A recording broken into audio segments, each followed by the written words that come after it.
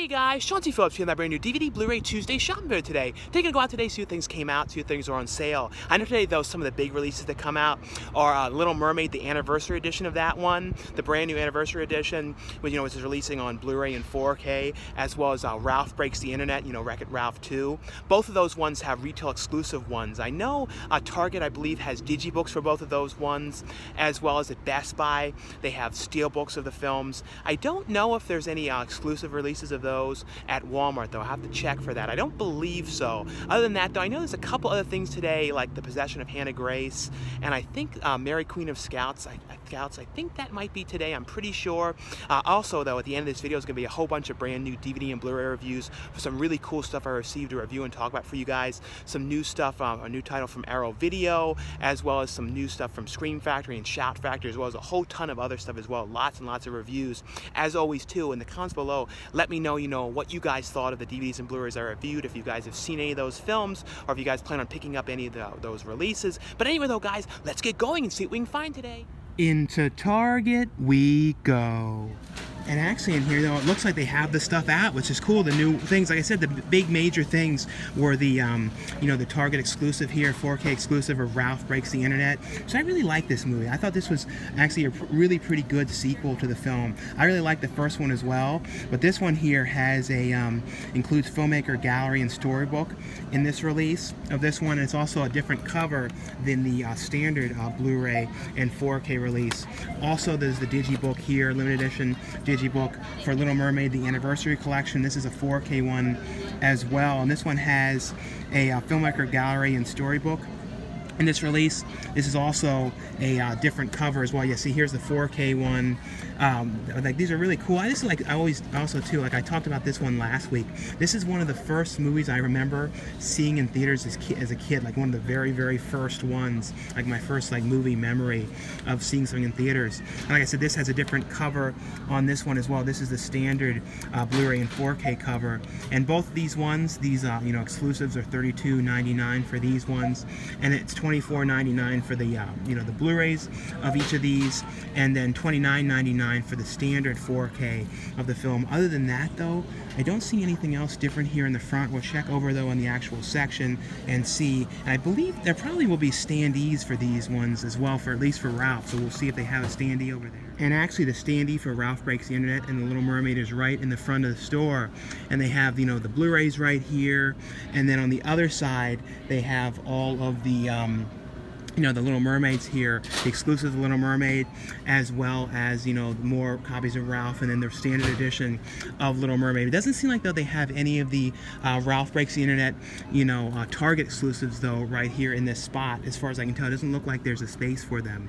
But over here, though, in the actual section, though, they don't have them on the shelf, but they have a spot for The Possession of Hannah Grace, the Blu-ray, The Possession of Hannah Grace, the DVD of that one. That's $22.99 for the Blu-ray and $19.99 for the DVD. I actually really like that movie. I'm going to be talking about this one at the end of this video. Also, though, the Nicolas Cage movie Between Worlds released today. They don't have that one out, but like I said, I'm glad they had the exclusives on the shelf. This also came out today, and I believe there's going to be a steelbook of this. The 4K of Captain America First Avenger. I believe there's a Best Buy exclusive steelbook of that one that they should have over there today, but it may sell out really, really fast. We shall, we'll see when we get over there. Other than that, though, not seeing anything else in here too different. They do also, though, in the kids section over here, they have Ralph Breaks the Internet as well put out. But like I said, it seems like, oh yeah, and they have Little Mermaid here as well, but it seems like, in the standee, for some reason, they don't have any of the exclusives of Ralph. So it seems like they're putting those in the front of the store in kind of where they have like the checkouts and everything. Into Walmart we go. But in here, though, it doesn't look like they have any exclusive editions of these ones. But it seems like now, though, Walmart is including the digital copies again. I know for a while, they ended up having like editions of these that didn't have digital copies at all inside of them. It's $29.99, though, for Ralph Breaks the Internet for the 4K, and then $22.99 for the Blu-ray of that one, and then $19.99 for the DVD. Other than that, though, they have Little Mermaid here as well as the 4K one. And this is another one that released today, which I've heard really good things about this one. Dynasties, the greatest of their kind. So a brand new 4K one here. Always squeaky squeaks in here in this location. Yeah, it's like a big like asphalt thing going by there. But I don't think I've ever been in here when it's not like squeaks and squeaks in this location. But they have the DVD of that one in here as well. That one's $22.99. It's $34.99 for the 4K release of that. Also, though, other than that, though, this is the one they didn't have out on the shelf at Target, Between Worlds, which is a movie starring Nicolas Cage. So I really like this movie. This is like a totally insane, like when it comes to like Nicolas Cage like crazy films, when he goes like really, his character that he plays is just like totally crazy. I feel like this is one of his like top craziest, like the stuff that happens in this. He's even reading this book during one scene that says it was written by Nicolas Cage, and this is an absolutely amazing, just totally out there bonkers film. Like highly would recommend you guys check this one out. And this one's $16.96 for that one. This one here released as well, Rampant. Here, this is from the company that did, the studio that did Train to Busan. Other than that, though, there's like two things that aren't out here. I think it's some more copies of Robin Hood, Overlord, which came out last week down there. They have Mary Queen of Scouts here. I think it's Scots, or I think I might be saying this wrong.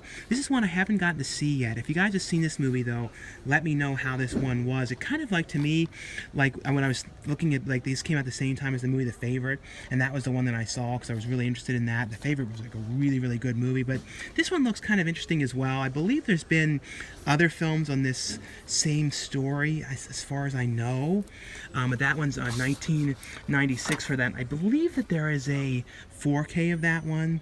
This is another thing that released today, a movie starring Dean Cain called The Challenger Disaster, which is a movie on the Challenger mission and the terrible thing that happened. Like, I've not seen this one, though. Another one, if you guys have seen that, though, let me know how that was. Other than that, though, I'm not seeing, though, anything else different in here today. There was some new steelbooks that I have yet to see in any Walmarts, though, that released. They were like, I don't remember what they were, but I think they came out like a week or two back. Let's see, though. This one I don't remember seeing in here. This Western thing here that's like, have gun will travel. I don't recall ever seeing that. This I know this one came out a week or so back, which is like the collection of all the Channel Zero series here, because I believe that series had just ended. These are other ones I don't remember seeing, like this complete series here of the Dead Zone, as well as Sabrina the Teenage Witch in this exact case. Like I said, though, I know there was some new steelbooks, but I've yet to see them in any of the stores. And a lot of them have gotten, the steelbooks are not even in here anymore. Like, I don't even see them on the shelves. They used to have them around this spot, but I think some of them have actually gotten rid of some of the steelbook releases. But yeah, other than that, though, not seeing anything else, though, different today. And this past weekend, the only movie that I saw in theaters was the film Fighting with My Family, which was directed by Stephen Merchant. You know, every time I think of Stephen Merchant, though, I always think of the show that Ricky Gervais put together called An Idiot Abroad, with this guy named Carl Pilkington. He was going around and, exploring like other countries and stuff, and he was always in a terrible mood and all kind of like curmudgeony stuff that they were going through. I absolutely loved that show, but Stephen Merchant was, the producer on that as well, and he was on a number of episodes and trying to like mess around with Carl Pilkington. I think it kind of came out later, though, that show was sort of like the Carl Pilkington was actually like more of a character. I don't know if that's true, but I remember hearing some of that he really wasn't really like that exactly.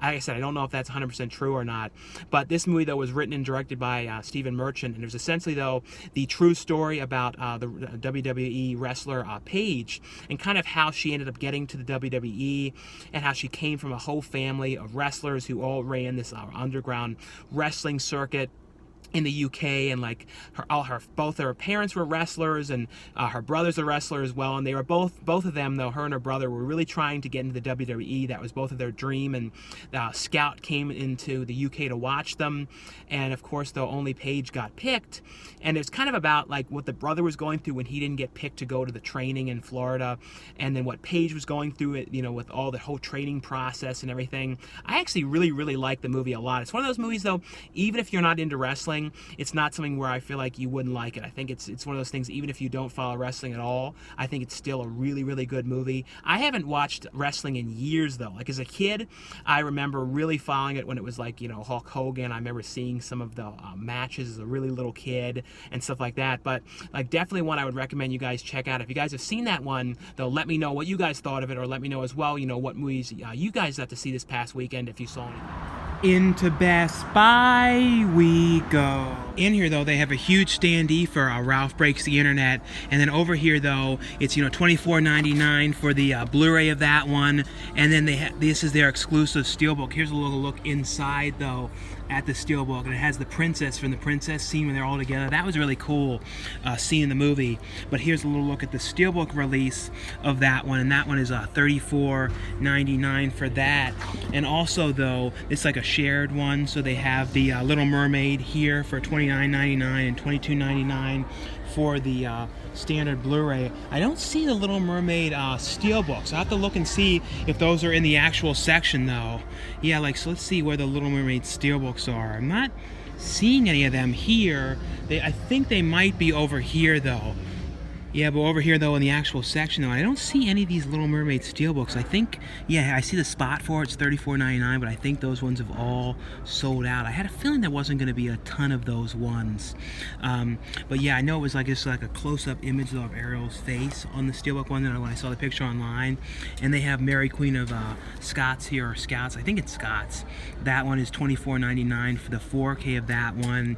Other than that, though, in the front of the store, though, I saw The Possession of Hannah Grace, which like I said, I'm going to be talking about that one at the end of this video. Other than that, though, that seems to be all of the main new things today, though. So anyway, though, guys, that's all for this DVD Blu-ray Tuesday shopping video. Like I always say, if you guys enjoyed these DVD Blu-ray shopping videos, definitely give this video a thumbs up. Also, in the comments below, let me know, you know, what you guys picked up on DVD or Blu-ray. You know, if you guys picked up anything today.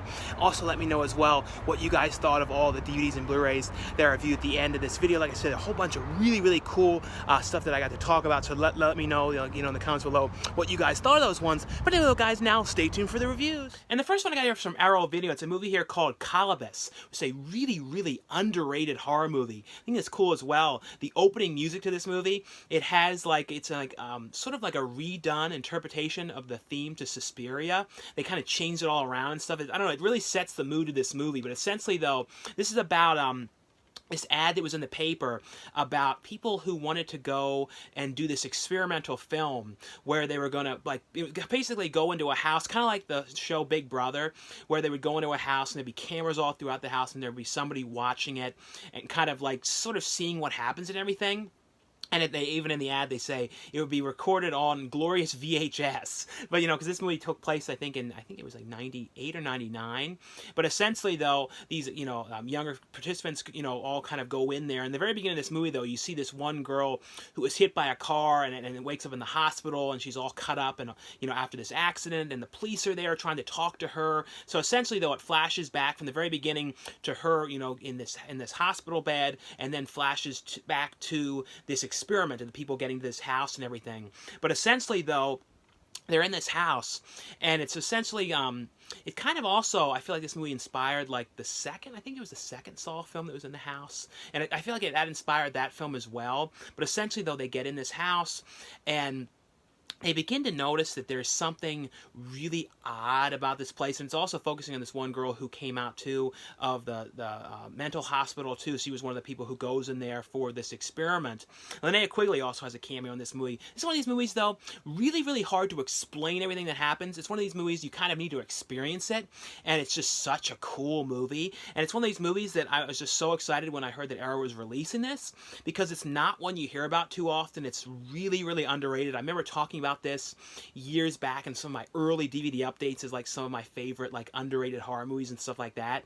So this is one, like I said, it's like a mixture of, you know, Big Brother mixed with like Saw, mixed with that kind of a vibe, and, you know, that these people who are being watched, and then little by little weirder things start to happen. They see this weird thing on this image of something happening on a TV and all kinds of stuff. It's just a really, really cool movie. Absolutely a top recommendation. You guys have got to watch this movie. Has on here, though, a brand new 2K restoration for the original negative, you know, approved by the filmmakers. It looks really, really good here. Has on here, though, a commentary track on here with the co-writers and co-directors of the film, as well as Real World. That's what it's also like as well, because I think this is, the Real World was like, you know, started around, that was like the mid-90s, or I think something around that. So that was kind of more of the inspiration for this, because I think Big Brother came later. But it has on here Real World Massacre, the making of Kolobos on here. It has a making of on here with the director, as well as a co-writer. Face to Faceless, an interview on here with Faceless actor in this one, as well as the Slice and Dice, the music of Kolobos, a new interview on here with the composer. Behind the scenes image gallery, a Super 8 short film by one of the directors on here, as well as a commentary track on this one for the short film. And also has a thing on here about having the premiere of the film in 2018 in the UK, because it never, you know, never had actually been seen there on theaters or anything like that. But also in here, it has a really cool reversible artwork. I love this alternate image on this one. And there's also a booklet in here that has, you know, pictures from the movie and everything, like some stills and stuff like that. Let me show you that. Here's some stills in here. And like I said, it's all through like these closed circuit monitors and stuff that they're watching. Just see what's some of the best stuff to show on here. But the one characters too, these like certain ones kind of reminded me of Out of All You're Afraid of the Dark. Some of them are a little gory, so I don't want to show those. But really, really cool movie. Also kind of has like a feel of like an Italian horror movie a little bit. But one of these ones, like I said, is super underrated and a top recommendation. You guys have got to check it out. If you guys have seen it before too, let me know what you guys thought. This is another one that a top recommendation. This is from Scream Factory, Shot Factory, Scream Factory line. It's a movie starring Dylan McDermott and Charlie Plummer, and it's called The Clovehitch Killer. And this is essentially, though, about this small town, and you know, years back there was all these murders that had never been solved about these women who had been killed, and the town always kind of comes to you know remember the memories of these women who have been killed, and they never have tracked down who the killer was. But all of a sudden, you know, 10 years back, whoever the killer was just stopped killing, and you know, the whole town, they just sort of like no one else was dying or anything like that. So they kind of were thinking, okay, maybe this person is gone. But essentially, though, what's going on here is it's about you know, Charlie Plummer's character, who his father is played by Dylan McDermott, and you know, his father is like kind of the troop leader at the Boy Scouts, and he's kind of like sort of like the Ned Flanders kind of guy, like real prim and proper, and they're always going to church, and like you know, Charlie Plummer's mother is a character, she's real like protective and doesn't let him have like a modern phone, and real worried about him seeing things on the internet and like you know, adult things or anything like that. But essentially, though, he comes to find out one day when he takes his father's truck out without asking, and you know, he takes this one girl that he met at church that he likes, and she finds behind the seat of the seat this bondage photo. And she gets like real grossed out by it, and he looks at it and starts to realize, though, well, why would this be in my father's car? And then of course that causes all these problems in this kid's life at church, and they're all like making fun of him and calling him a deviant and all kinds of stuff. It's like messes up everything for this kid, because he's like a real religious background and like always going to church and everything. But essentially, though, he starts kind of snooping around in the house and in the father's shed that he's always in, and finds this box of, you know, and he finds this picture, and it, you know, it's basically he's starting to think that maybe his father is this Clovehitch killer who, you know, had stopped killing 10 years ago. It's essentially about him kind of looking into it and trying to figure it out. And there's also this one girl that is kind of obsessed with the Clovehitch killer as well. She's always kind of like lurking around and always like, you know, researching it and obsessed with it. And it's kind of him and her working together, looking into it. And I don't want to say anything else, but like it is really, really well done and really well acted. Dylan McDermott does an amazing job in this movie. Same with Charlie Plummer. I absolutely loved this movie, and like was really surprised by some of the directions that this went and everything. But highly recommend you guys check this out. This has on here a making of featurette and a theatrical trailer, but like on the line like of a similar kind of feel to like a Silence of the Lambs a little bit. And I know Silence of the Lambs is an absolutely amazing film, but this has got similar vibes. Like, and this was really, really well done. The next one here was a movie that I've always loved. This movie, and this is from Scream Factory as well, from Shot Factory.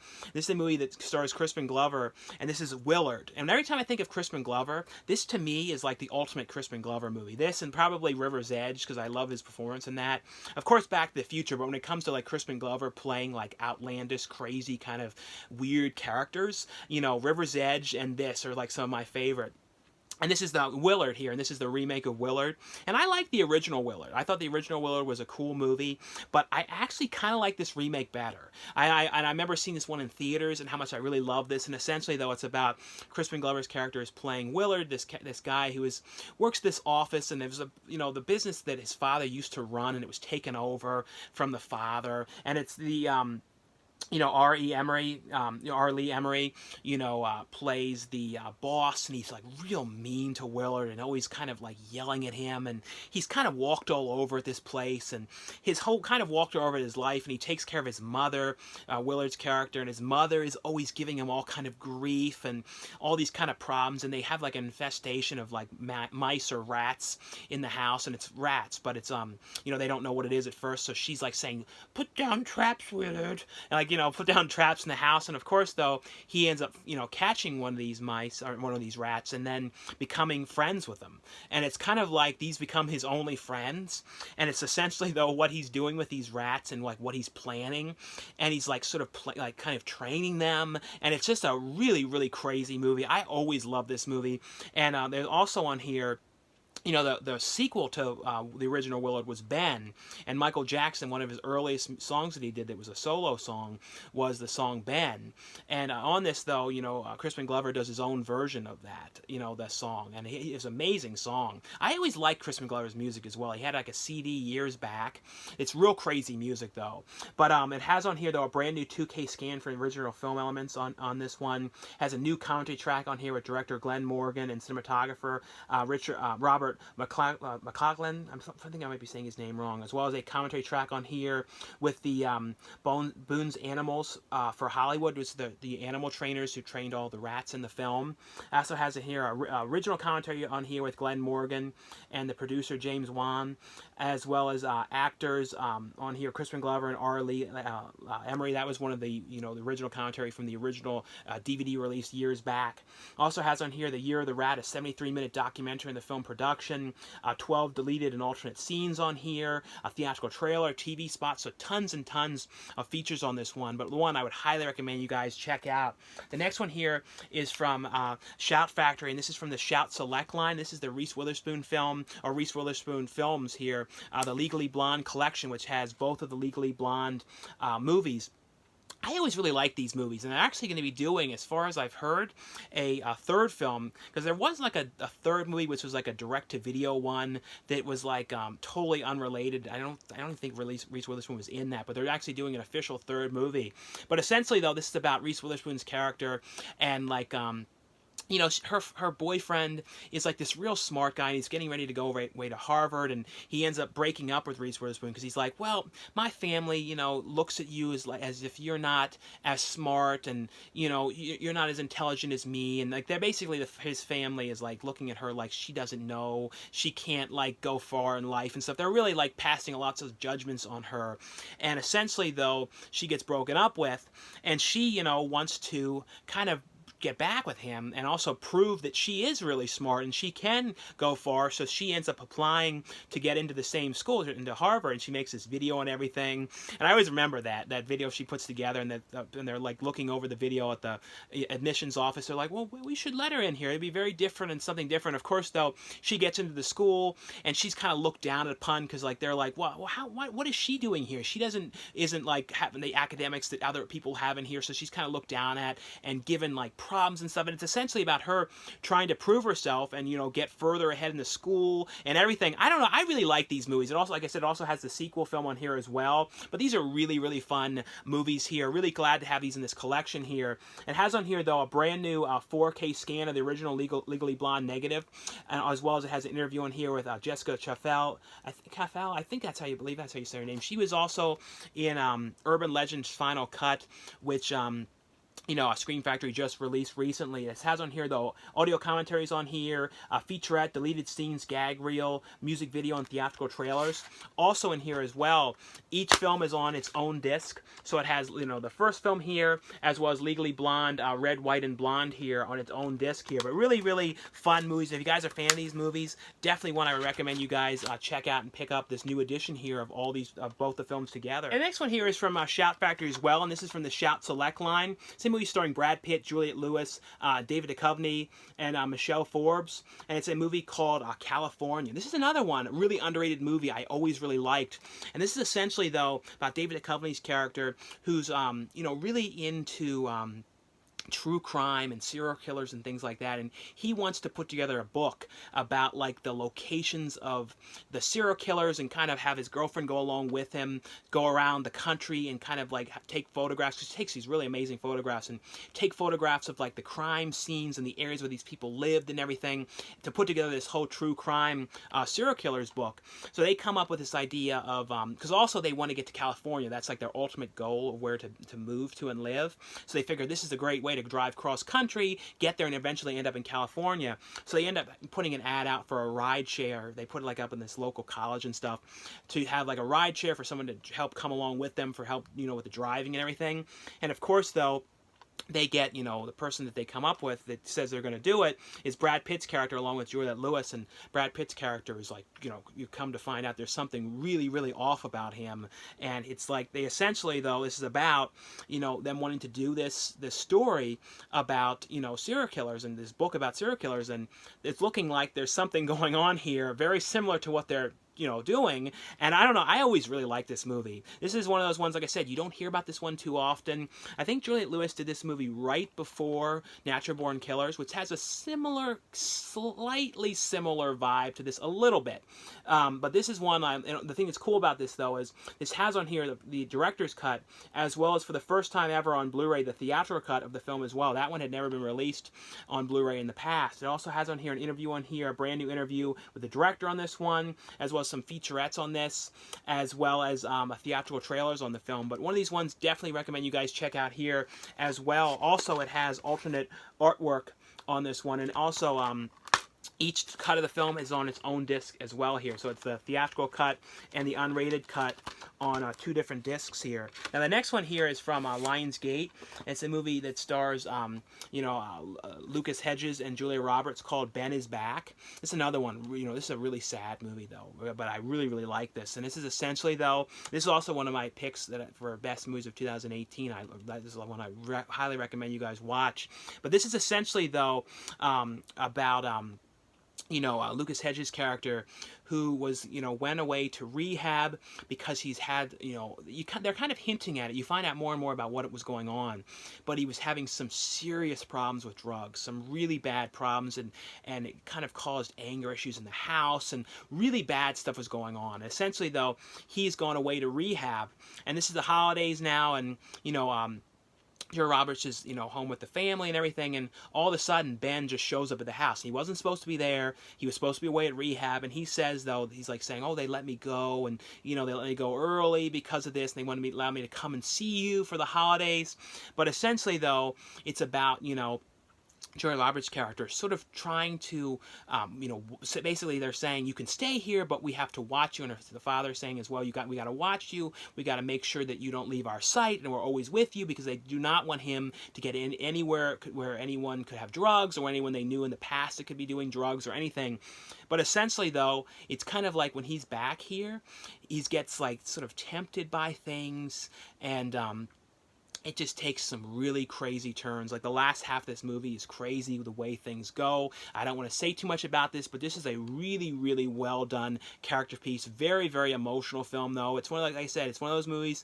There's a lot of really emotional stuff in this film. This has on here, though, a commentary track on here with the director, as well as a photo gallery and theatrical trailers. The next one here is from Lionsgate as well. It's a movie that's starring Gerard Butler and Peter Mullen, who Peter Mullen was from one of my favorite horror movies, Session 9. And this is a movie here called The Vanishing, and this is essentially, though, about, and there was like some truth to this, based on true events, about these lighthouse keepers that like were on this small like island, like where a lot of lighthouses are on these like islands in the middle of nowhere, and it's like kind of like all in this all the island has is like a lighthouse on it. I don't know if that kind of exists these days, where there's like a lighthouse and there's somebody just on an island by themselves, like manning it, or with another person or something. I don't know. I mean, maybe. I don't know if it's like that anymore these days. But essentially, though, this was about this, you know, remote lighthouse in the middle of nowhere, and there was these three guys there who were manning this lighthouse, and essentially, though, like there was a story about these guys that went missing, and no one knows exactly what had happened to them or anything. But in this, though, they're there, and though there's this horrific storm, and they end up seeing the next day this boat that's washed up, kind of in this part, kind of like down by like the kind of in the middle of like these rocks and stuff, kind of trapped down there. And they go down there and they end up finding this chest, and this guy's down there who tries to attack them when they're down there, and then he ends up getting killed. But they end up finding this chest, and it turns out though that there's like, you know, something in it. There's something very, very valuable in this, and it's essentially though about them kind of planning what they're going to do with what they found. But then it deals with though the idea though that someone's going to come back, and that's essentially what it is like someone is going to come back for what they found, and it's sort of them figuring out how they're going to handle this. This is a really kind of cool, really atmospheric movie here. This has on here though a featurette on the making of the film here. The next one here is from Fox. This is one I really, really wanted to see. I heard a lot of really good things about this. It's a movie starring Melissa McCarthy, and also, the other actor in here is Rupert E. Grant, and both Melissa McCarthy and Rupert E. Grant are up for best actor nominations. Melissa McCarthy is best actress, and Rupert E. Grant is for best supporting actor for this one. This is Can You Ever Forgive Me? And this is based on a true story as well about. Essentially, though, the movie is about Melissa McCarthy's character, who is like really in dire. She was a writer. She wrote like biographies about people, and she never really was really known for as herself. Like her character, like she was always just sort of known for. She never was known for her own work. It was kind of more for these biographies and kind of about other people and everything.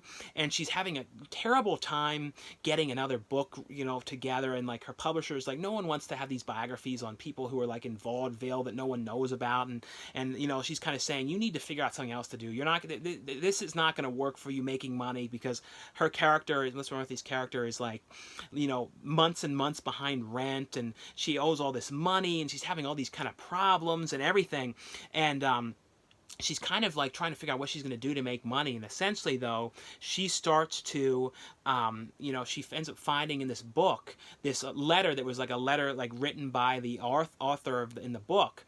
And it was like a letter that he wrote to someone like, thanks so much for, enjoying this book and for your message to me and everything. And so she goes and sells it. And she just comes to realize that she can make money with this. So she starts to forge letters from like script writers and writers from like Hollywood people and playwrights and writers of kind of well-known books and things like that. And she also focuses mainly on one author that she's really focusing on.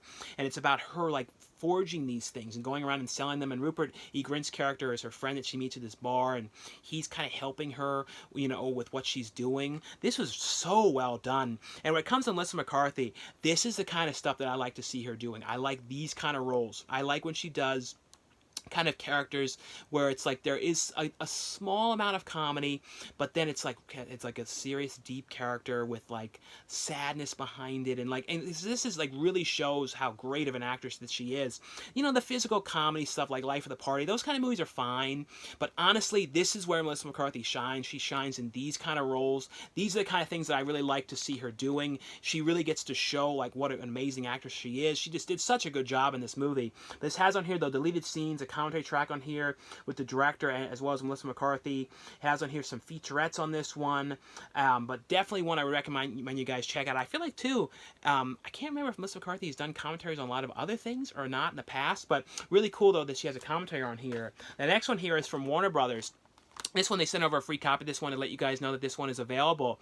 And this is Creed 2 here, which stars Michael B. Jordan and Sylvester Stallone.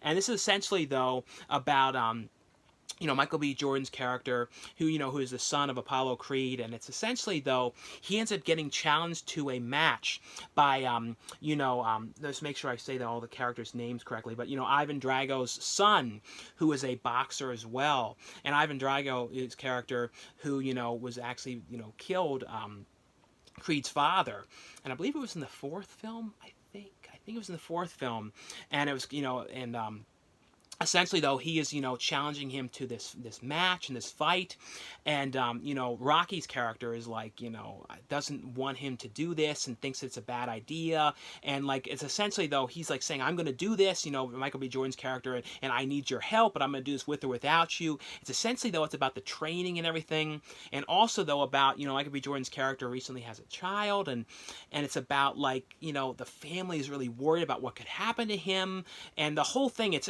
a really well put together character piece film here, and like really cool too to see so make sure I say his name, Dolph Lundgren's character back again as well in the film. But on here, though, it has on here deleted scenes. It has some featurettes on here, like father and son exploring how Apollo Creed and Ivan Drago's legacy and rivalry take their toll on their sons. Has on here The Women of Creed, which talks about learn how Tessa Thompson and Felicia Rashheads brought heart and soul to the film. Rocky Legacy, experiencing the enduring impact of the world of Rocky throughout the year. So a bunch of different featurettes on this movie as well. 4K wise, though, looks really good on 4K. If you guys have 4K capacities, highly recommend you guys pick this one up on 4K. The big thing I always say with 4K that you always notice, at least that I always notice, is it's a much brighter picture, and it's just like the whole vibrancy to the film and everything is the big thing you notice. Also, the contrast levels with the HDR, you always see so much more detail in the colors and in the dark levels and all that kind of stuff. So like I said, if you guys have 4K, definitely would recommend this one. And the next one here is from Sony. It's a movie here called The Possession of Hannah Grace. And Sony sent over this really cool promo item that has, relates to this film, which is a rubber band ball. It says on here, The Possession of Hannah Grace, and then, on digital and Blu-ray. But, the character in this movie has a rubber band ball that she has. But essentially, though, this is about this girl played by Shay Mitchell who has got some problems with like drugs and things like that, and she ends up getting this job, which is the kind of job that like everyone's kind of surprised that she wants to take, because it's like a job at like an intake at the hospital where like a dead body would come in, and in the morgue. And her job is basically to photograph the body and kind of, put it into the area where they keep the bodies and things like that. And it's essentially, that's all what she's doing. But this body ends up coming in that she, intakes, and like she's having all these kind of problems taking the picture, and like the photo thing is malfunctioning, and the lights are flashing and all these kind of things.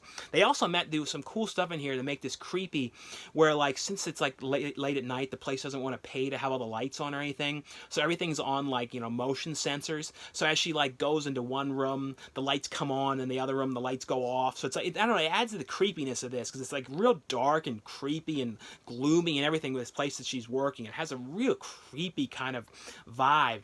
But essentially, though, she's in there in this body that's there of this girl. She starts to notice there's something really off going on, and like the body looks like it appears like it's moving at times, or like in a different spot, and then it gets worse and worse and worse as the night goes along. But it is a really creepy movie. It kind of has the vibe a little bit of the movie The Autopsy of Jane Doe. If you guys have seen that movie and like that, would definitely recommend you guys check that out. This has a similar kind of vibe a little bit to that one. This one has on here the deleted scenes, some featurettes on here on the movie and the cast and everything. But like I said, this is a really creepy movie. Really like this one. And the next one here is from Universal, and it's a movie here called An Evening with Beverly Luff Linn. And this is directed by the same director who did The Greasy Strangler, which I absolutely love that movie. And he has a show on Adult Swim, which is a new show called, I believe it's Tropical Cocktails, which is kind of even crazier and stranger and more out there than Greasy Strangler. And this movie stars Aubrey Plaza and Craig Robinson, Emile Hirsch, and Jamie Chalamet. I believe I'm saying his name wrong.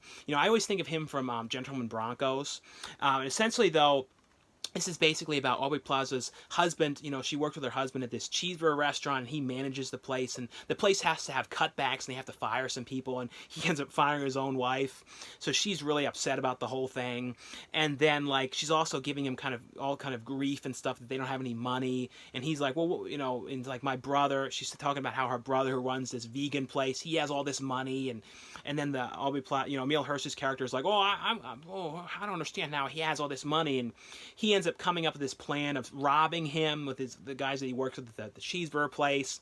And then you know, then things go terribly wrong, and then like they end up hiring the one, you know, the brother at the vegan place ends up hiring, you know, Jamie Chalamet's character to get the money back because the brother figured out who stole it, and it was you know, Emil Hirsch. And but then like he comes in there, and Aubrey Plaza ends up going on the road with Jamie Chalamet's character because she saw this flyer for this evening, you know, with Beverly Luff Lynn, and you know, she wants to go there, and you know, because she, you know, actually had some kind of a connection to him in the past. She has all these photos with him. It's really hard to explain, but it's just such a wacky, outlandish movie with all these crazy characters. It's just such a fun movie. It's one of these things, just watch it. You just sort of need to experience it. It's not something you can really talk about too much. You just have to see.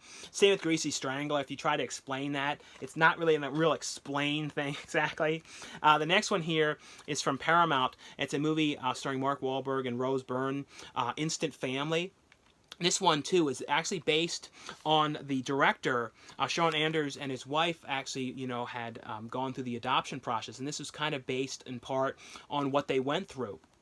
And this is actually one of these movies, too, that, you know, I kind of thought, you know, might have been more kind of like Daddy's Home, which was kind of like slapstick kind of humor and kind of goofy kind of stuff. This is not like that at all. This is a really sweet, heartfelt, sad movie as well, but also like a positive, fun movie with some really funny scenes as well, though, mixed into the whole thing. It's about Rose Byrne's character and Mark Wahlberg, and they're kind of planning on, you know, going through the adoption process. And they meet these kids. They meet this one girl who's like this teen girl, and they plan to adopt her, and she ends up having these you know, siblings, a brother and sister, younger brother and sister, and they end up, you know, don't want to not have them come along, so they end up adopting all three of them. It's all kind of about, you know, what they go through and like kind of the whole process. And these kids too had some bad problems in the past too, you know, because they were kind of moved around to other families and everything. But it is a really, really, you know, like I said, not at all what I was expecting, but a much more, like I said, like a positive movie. Just like I don't know, I really, really like this one a lot. I thought this was just a kind of a different kind of a role from Mark Wahlberg as well. This has on here though deleted extended scenes, has a gag reel on this one, as well as some featurettes on the movie, as well as the real life inspiration on here as well. But definitely one of these ones I would recommend you guys check out. The next one here is from Epic Pictures here. This is from their Dread line. This is a movie called Jerusalem. This is one I reviewed this one a long time ago, but this one originally was only available to rent in Redbox. Now it has a physical release that you guys can get from their website. I have a link below where you guys can order this. And I really like this movie. When I first saw this one, and essentially though it's about these two friends who are going to you know, Israel for a trip, and essentially though they end up, it's all done through like these Google glasses type thing that the one is wearing, and they're like real advanced ones where it can like detect a person and like find them online and find their Facebook and all that kind of stuff. But they end up meeting this guy there on the plane, and then you know, he ends up wanting to take them to the Holy Land area, you know, of Jerusalem. But essentially, though, it's like things go horribly wrong, and it's like the apocalypse is happening when they're there, and it's like the things are coming out of the ground, and like I said, it's all done through their perspective. And this is actually, in my opinion, one of the better in the last number of years, one of the more standout found footage movies that I really remembered. So really glad to have a release of this one here. The next ones are from Vinegar Syndrome, and this is a movie called Wacko, which is Andrew Dice Clay, and this is before he went by Andrew Dice Clay. He was just called Andrew Clay. I believe this was his first feature that he ever did. This might have been the first thing he ever appeared in. And this is a parody horror film, kind of like Student Bodies, and it's made around the same time. And it's one of those movies I was having weird flashbacks, because I was thinking when did I feel like I saw this, and I'm thinking I might have seen this as a little kid on USA Up All Night or something like that. But essentially, though, this is about, in the beginning of this movie, there's a character called the pumpkin lawnmower killer, and this ends up killing the one's older sister, and the kid ends up seeing it. The younger sister's in the back of the car and ends up seeing the thing happen. And years later, though, the pumpkin killer is kind of striking back again. It's about the one guy, too, who's kind of, you know, always trying to investigate and find the pumpkin killer. And, like, he's obsessed with it. And he's like, there's all these goofy stuff in it. Like, he's always drinking coffee, and he has, like, cans of coffee and dumps coffee into his briefcase. Like I said, it's got, like, that airplane kind of slapsticky, ridiculous, over-the-top kind of stuff. Especially the stuff going on with Andrew Dice Clay's character ripping out pants for one reason or another, and like the scene with him at this table, which was like, hilarious. This is one of these movies where I feel like if this didn't exist, movies like Scary Movie and stuff like that would never have happened.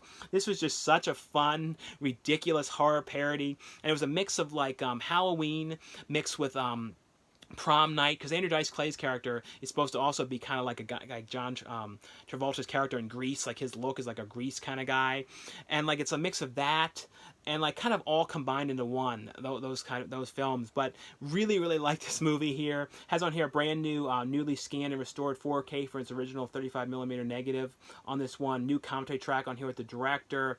Interview on here with the cinematographer, never before seen outtakes, theatrical trailer, but just a really fun movie. Another one here from Vinegar Syndrome is a movie called Party Line, which stars, this stars in here Leif Garrett, and as well as Richard Hatch is in this movie. It's essentially, though, about this brother and sister who go and call up like these phone sex lines. They were kind of like, this is like sort of, when I was thinking of this, I kept thinking of that song from like the you know, the Village People, like that sex over the phone. I was thinking like that song would have fit in this movie so well, but I was thinking of that the whole time. But essentially, though, this is like about this brother and sister who are calling up these lines, and then like they end up like luring people to their house.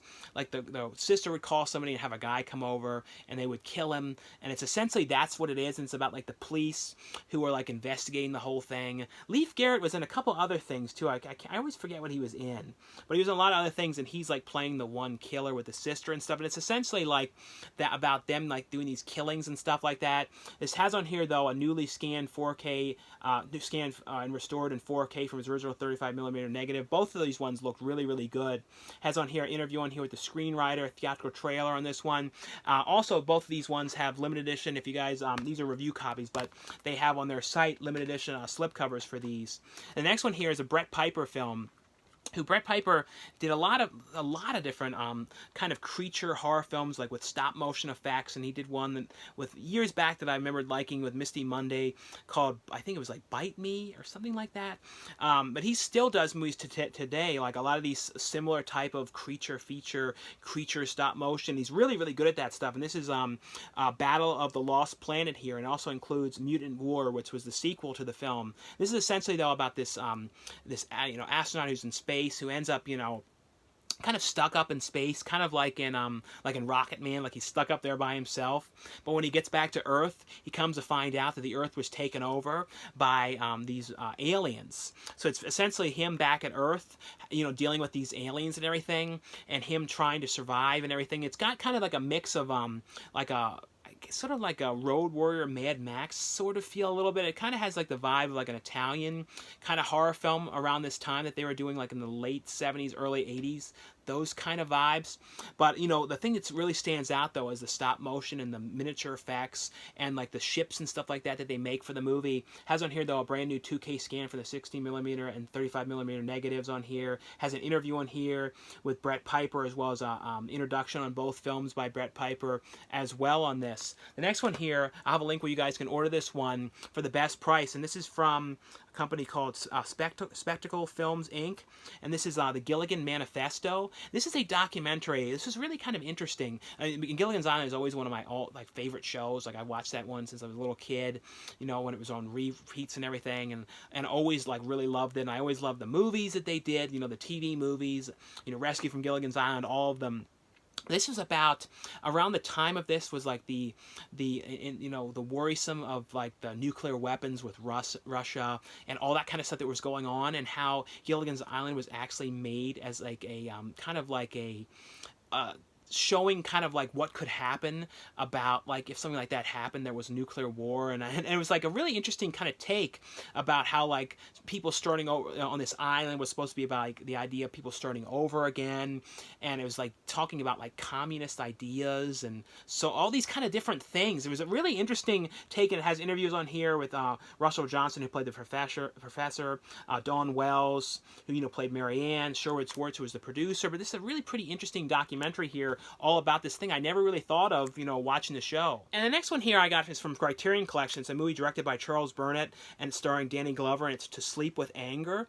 This is a really interesting Danny Glover movie. This is from, I think it's from 1990, I believe this is from. Yeah, 1990. And essentially, though, this is about Danny Glover's character who ends up showing up at his friend's house. He hasn't seen his friend in years. I think it's like 30 years, and he just shows up there unannounced. And, it's like, there's like these, the friends there with his family, like his whole family there, his brother's there, his mother and everything. And essentially, though, he shows up there and like is there kind of like causing an uproar in the house and trying to, and like he's sort of there, like there's like something off about what Danny Glover is doing, and he's like trying to cause like a divide in the family, and like trying to mess, kind of like sort of messing things all up and causing all sorts of problems in this house. It is a crazy situation of what's going on. But if you guys like movies that are all about like kind of things in the household becoming all unwound and screwed all up and everything, this is really interesting. Has on here though a brand new 4K restoration of the film here. Looks really, really good here. Has on here though a new interview on here with the director, as well as Danny Glover and Sheryl Lee Ralph, as well as a associate producer, as well as a brand new hour-long conversation with Burnett and filmmaker Robert Townsend that revisits the film's shooting locations. Short video tribute to Burnett, produced by Academy of Motion Pictures and Science's Governor's Award Ceremony in 2017. But a really, really interesting film here. The next one here is from Well Go USA, and this is a movie, I heard a lot of people talking about this one. It's a really interesting character piece film, and it's called Burning. And essentially, though, this is about this one girl who goes away on this trip, and she kind of like starts talking to this one guy right before she leaves, and he's there kind of watching the house and everything while she's away. But when she comes back, this other guy is with her, and like of course, the one guy who was watching the house likes this girl and everything, but then this guy is there, and he's trying to figure out exactly who is this guy that's come back with her, and I kind of like, starts to tell him about, this guy tells him about things that he does, and he has this thing that he does of, dealing with burning down these garden, sheds and things like that, and like he has a thing for that, and it's sort of like a slow burn kind of build up to like what is going on here, and there's just something extremely off about this guy and like exactly what is going on. But it's like I said, a really, really interesting, well shot, amazing cinematography character piece here, and has on here featurette about the characters as well as trailers on this one. The next one here is from Signature Entertainment from their Fright Fest Presents line, and this one is a Region 2 locked disc, so you guys would have to have a region free, all region DVD player to watch this one. So just keep in mind this one is a Region 2 disc in the PAL format. And it's a movie here, and I love the case on this. It's done like an old school VHS, and it's all aged and everything, and it's called Video Man.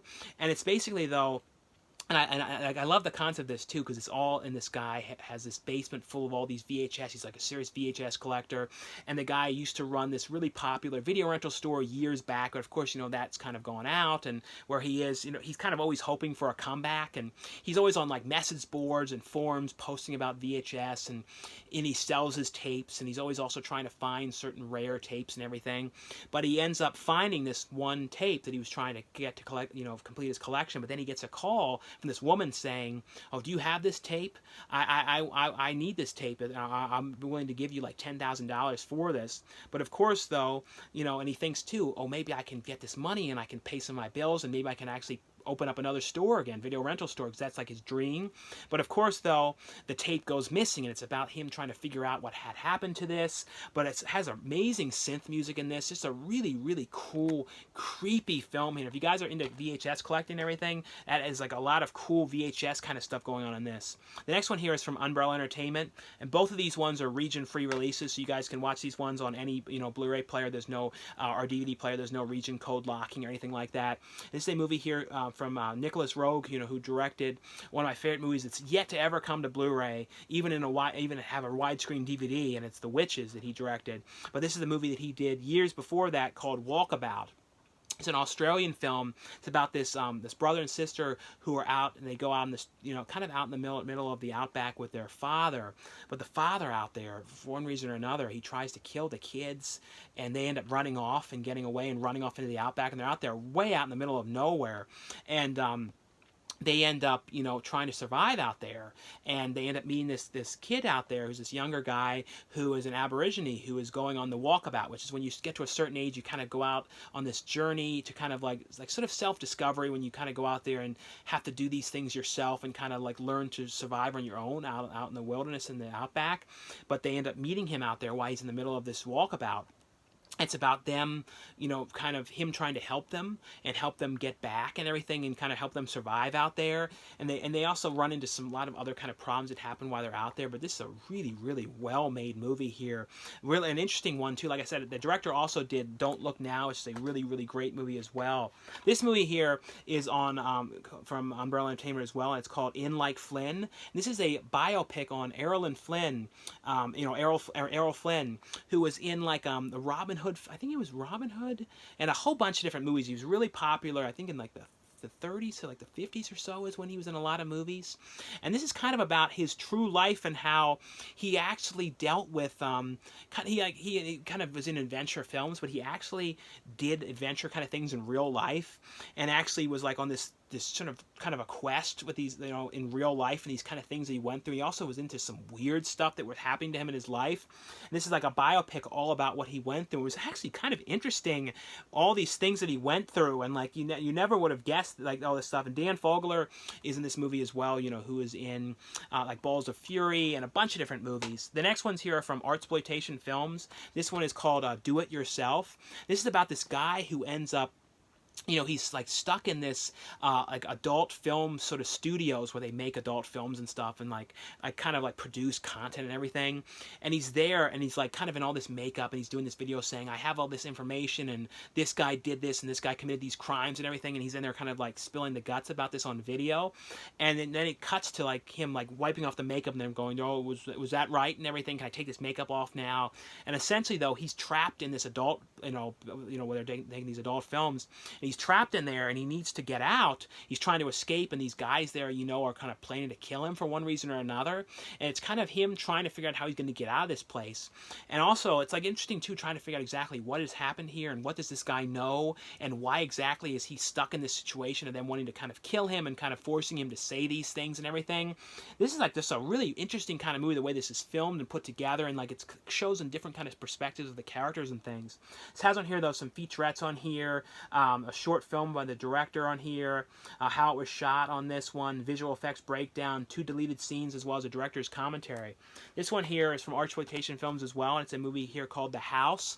This is about this is during World War II, and it's these German soldiers who have a prisoner of war that they're escorting to try and get back to like the kind of the base camp area. But they're out there, and they're like out in the middle of the snow, and they're like totally lost, and they have absolutely no idea how they to get back to anywhere. But the person that they are transporting, they sort of believe that he knows, and he can kind of help them. So they're out there, and it's like sort of a creepy setting and everything. But they end up coming across this house they find. It's like totally abandoned, but there's something really off about this house. And essentially though, when they're in there in this house, it's sort of about like this slow build up to sort of weird stuff happening, and weird sort of things that they're encountering, and things that they're seeing in there, and like things that it brings up from their past and stuff. It's a very creepy movie. Has on here though behind the scenes on this one, short film on the movie here, as well as a commentary track on here with the director, interview on here with the director on this one as well. The next one here is from Monarch Home Entertainment. It's a movie here called The Unseen. This is essentially, though, they say it's a modern take on The Invisible Man. It's about this guy who hasn't seen his kid in years. He hasn't seen his daughter in years. He kind of vanished. And he vanished because, you're finding out, though, early on that this guy is starting to go, like, invisible. And they do this invisible and these really, really cool effects and stuff. But essentially, though, when he gets back, the daughter immediately is, like, something happens to her and she's gone missing. And he's there trying to find her, but he really doesn't want to be there, because this is when the invisibility stuff is starting to really take over in his life, and he's starting to like little by little go worse and worse, and he's like covering his face and stuff. And essentially though, it's about him like you know, becoming more and more invisible, trying to find her. And it's just a really, really cool, different take on the Invisible Man story here. I actually really like this one a lot here. And the last one here is from, you know, Kraken Releasing, and it's a movie called Tokyo Living Dead Idol. This is about it's you know, a Japanese pop group of these girls, and they're kind of in the right in the beginning stages where they're starting to try, like, you know, doing some performances and things like that. They're starting to become, like, they might really become popular, but the one girl ends up getting bit by, you know, when they're leaving. She's also like really, you know, complaining to the other members of the group, saying, you guys are not doing a good job, and, you know, you're off with your vocals, and giving them all sorts of grief and everything. But, you know, in the elevator that she's about to get in, there's a zombie in there that ends up biting her, and she ends up getting bit by a zombie. And it's essentially about her trying to figure out to find a cure from being bit, and, like, you know, and before it's too late. And it's also about, like, people trying to track her down, like zombie hunter kind of stuff as well going on here, and like that, all these kind of stuff. And I thought this was actually kind of a fun movie, and it's like got some kind of cool fun effects and stuff like that in this. Like I said, it's basically though about this girl who was in this, you know, pop group, got bit by a zombie and has to try and find the cure. But really fun movie here. Anyway there, guys, that's all for the review portion of this video. I know there's a whole ton of reviews in this one, but some really cool stuff. Like I always say too, in the comments below, let me know if you guys have seen any of these ones and, you know, what you guys thought of them. Anyway though, thanks so much for watching and subscribing, and I'll see you guys later.